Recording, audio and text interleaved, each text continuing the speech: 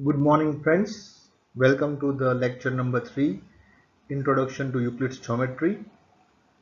I hope you have enjoyed lecture number 1 and lecture number 2, where I gave the history of geometry, the magnificent structures that were built, introducing Euclid's book on elements, and the axioms and postulates. If need be, you can revise those topics once again.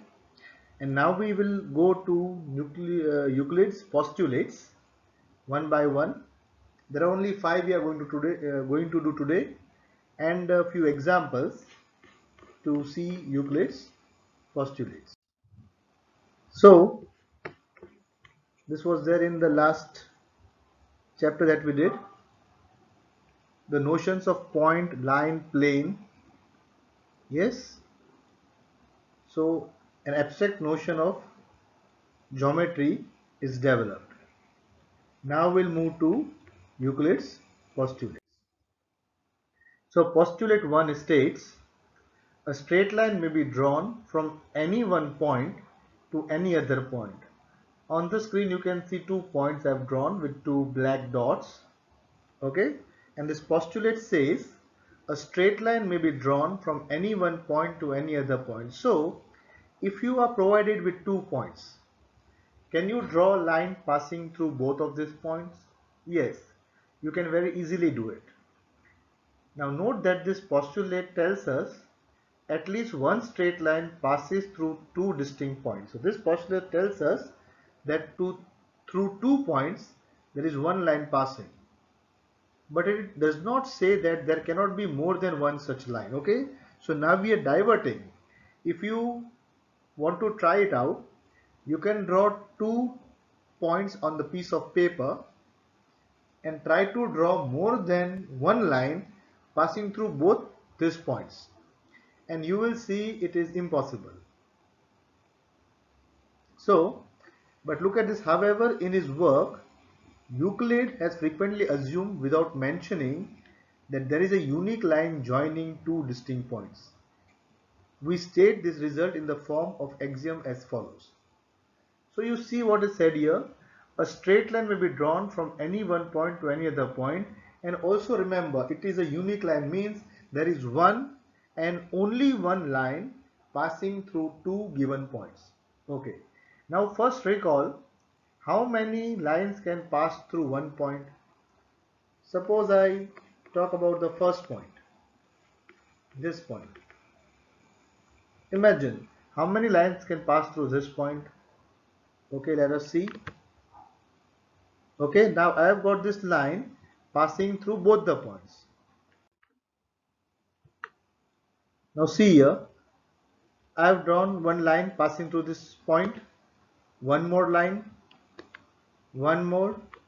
So you can see there are infinite lines. There can be infinite lines passing through one given point. Similarly, there can be infinite lines passing through another given point. So you can see in the diagram there are 2 points, and through one point infinite lines can pass.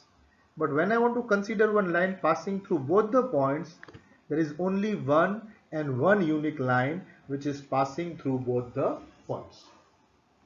So we can even state this as axiom 5.1. Given 2 distinct points, there is a unique line that passes through them. So when 2 distinct points are given, one and only one line, a unique line, can pass through them. Now we move on to the next one. Postulate 2. A terminated line can be produced indefinitely. So again, what does this mean? You see there is a point here and there is another point here. Let me name the points. Let me call this point A,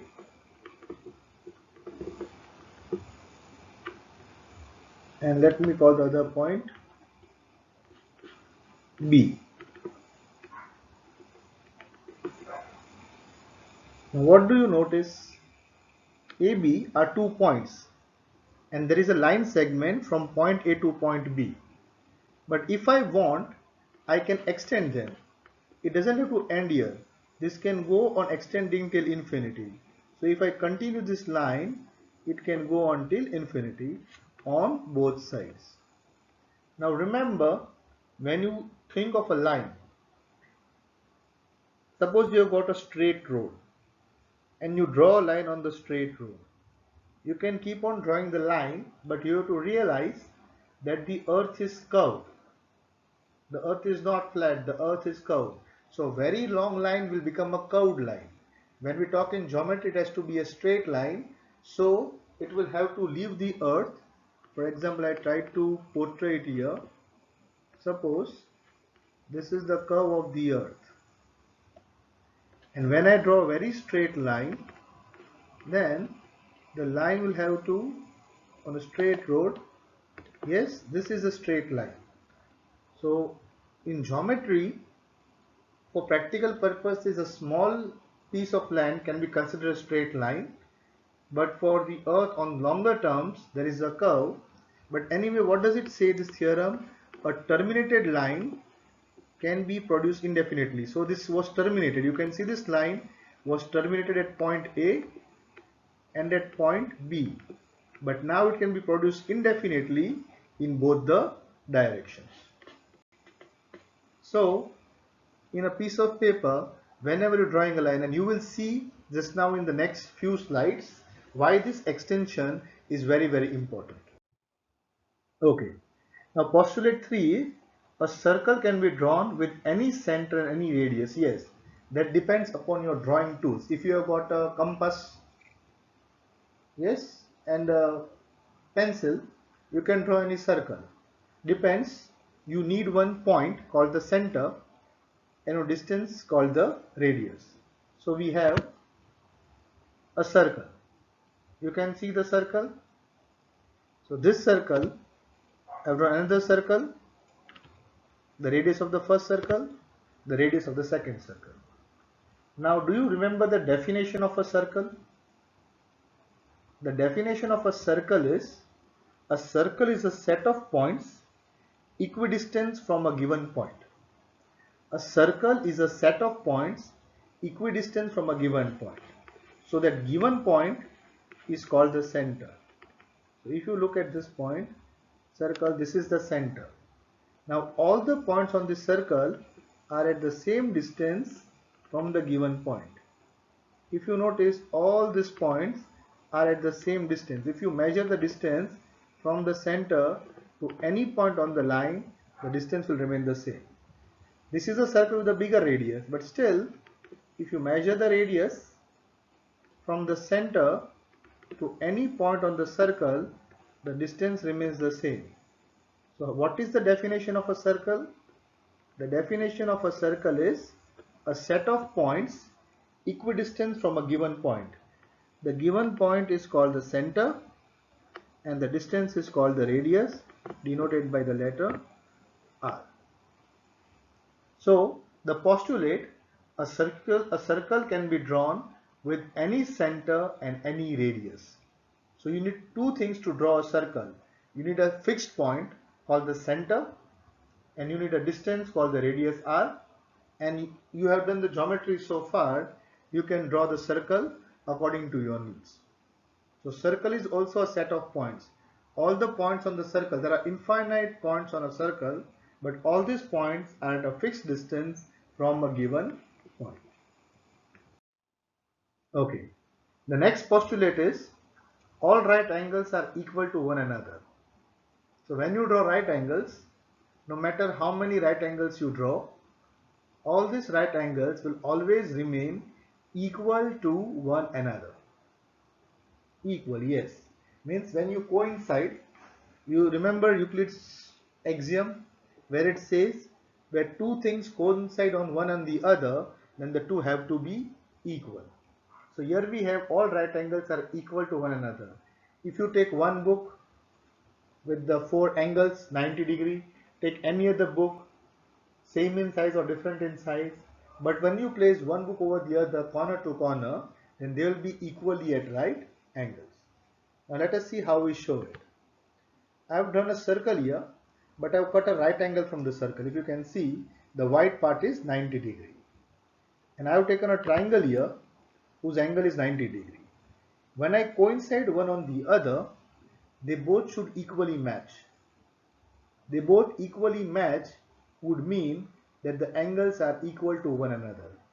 So when I place them, you can see they exactly fit. So all right angles are equal to one another. You need to remember this. All right angles are equal to one another. Now we have postulate number 5 given in many different ways. This is a very important postulate and you will have to go through it twice or thrice. What does it say? If a straight line falling on two straight lines, see, look at it. If a straight line, so I'm taking the straight line, I'll give it the name, say L. So this is a straight line falling on two straight lines, say M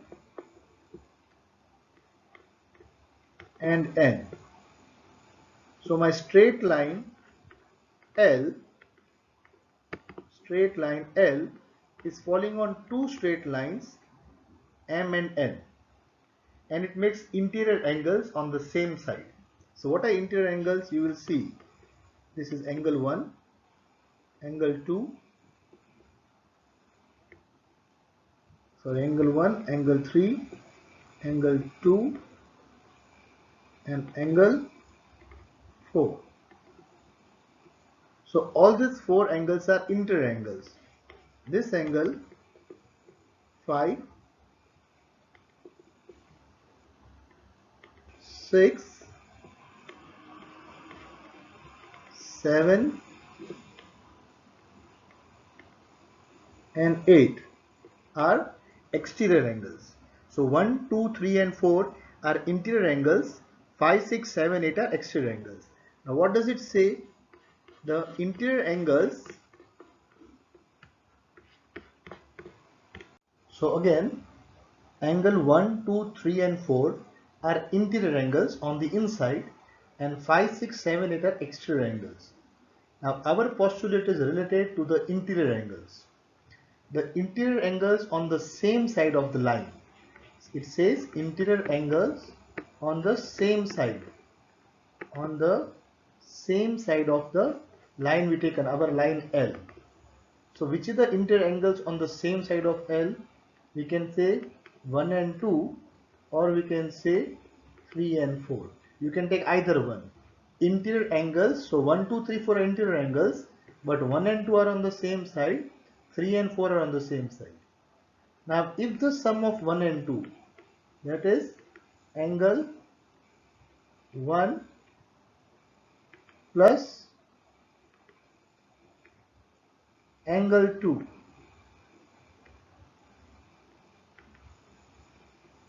what it says, the sum of the interior angles taken together is less than 2 right angles. Now what is the value of one right angle?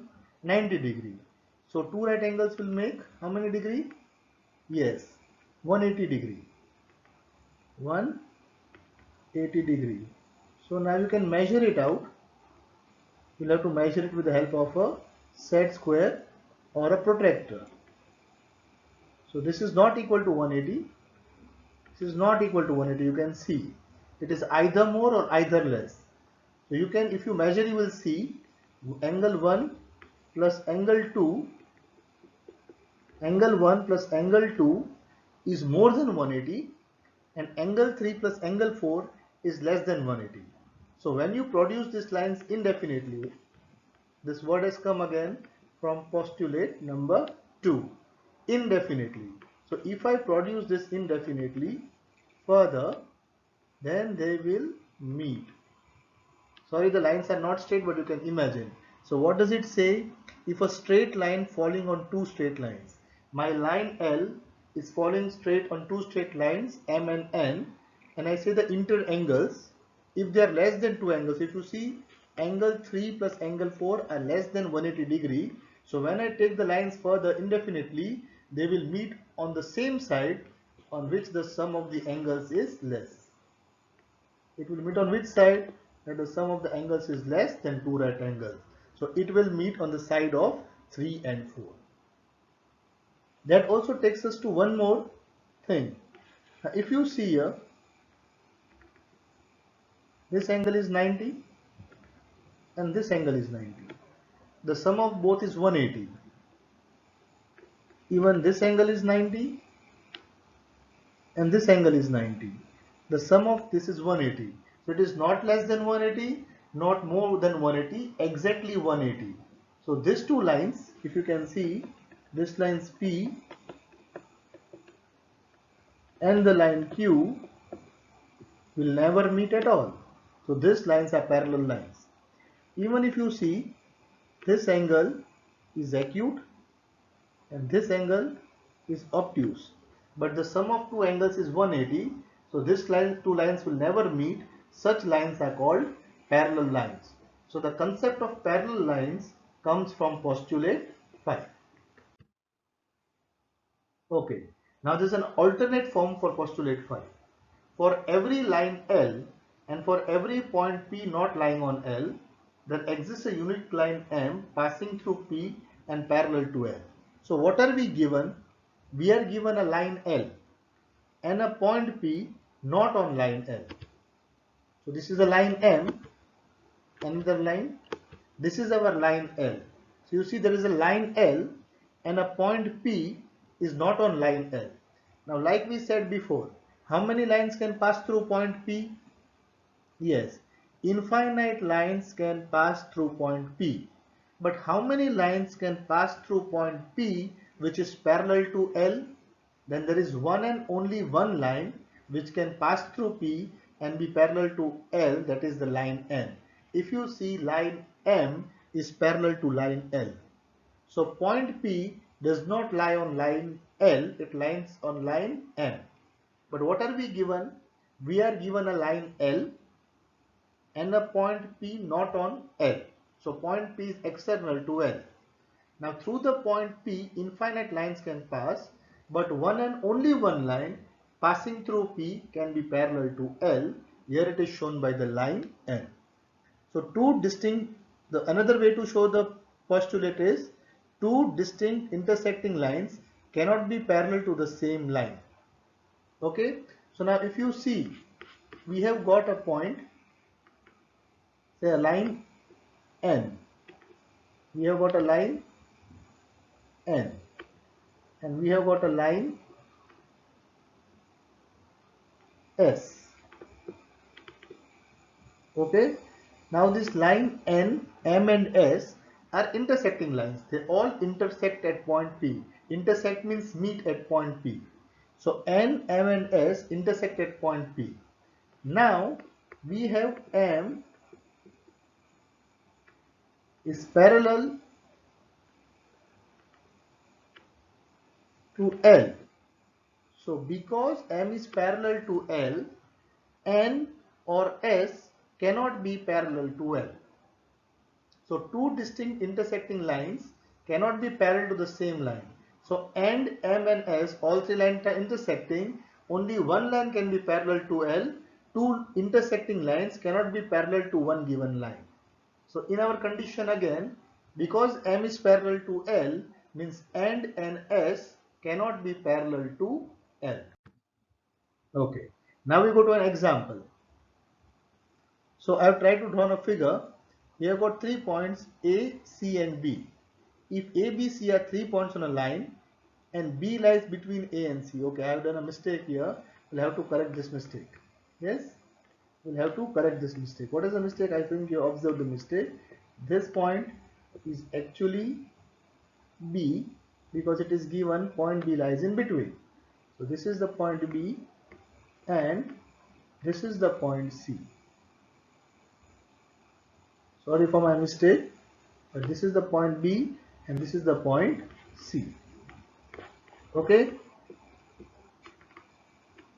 So what you can see, you have a point B and a point C. If A, B, C are 3 points on a line and B lies between A and C, prove that AB plus BC equal to AC. Now I have drawn AB to indicate a line in red. So if you move the red line over the black line, they coincide. So the both lines are equal. If you move this line, green line on the black line, they are equal. So what does it show you? if I draw my line from A to B, and then continue from B to C, yes, then it gives me the total distance AC. So going from A to B and B to C gives me AC. This can also be seen by coinciding. If you remember the postulate 1, things which coincide with one another are equal. So AB and BC, when put together on the line, coincide with AC. So we have AB plus BC equal to AC. Now, example 2. Consider the following statement: that exists a pair of straight lines that are everywhere equidistant from one another. So let us see the concept of parallels we talked about, but is this a statement a direct consequence of Euclid's fifth postulate? Okay, this is also called Playfair's axiom. Now there is a unique line passing through P which is parallel to L, that is M. Okay, now what does the line parallel mean? When is the line parallel? When the distance between them neither increases nor decreases on either side. We saw what happened in the fifth postulate. If you remember, the sum of interior angles is less than 180 on those sides the two lines will meet, and more than 180 on those sides the two lines will not meet. So now the distance of a point from a line is the length of the perpendicular from the point to the line. So from the point P I have to find the distance to line L. The distance will be same for any point on M from L. So let us check the distance.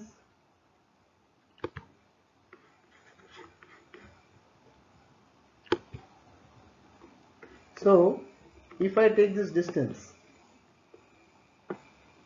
from point P to point L, okay, measure this distance perpendicular. If I take any other distance from any other point, this distance remains the same. Anywhere I take this distance, the perpendicular distance, it always remains the same, neither increases nor decreases. So what does it tell us? It tells us that these two lines are everywhere equidistant from one another at every place. So this is also a direct consequence of Euclid's postulate. If you can see this line S and the line L, here the distance between the two lines, here the distance between the two lines is more, here the distance between the two lines is less, and it is becoming still lesser as we go further. So if we extend these lines, then at one point these two lines will meet each other.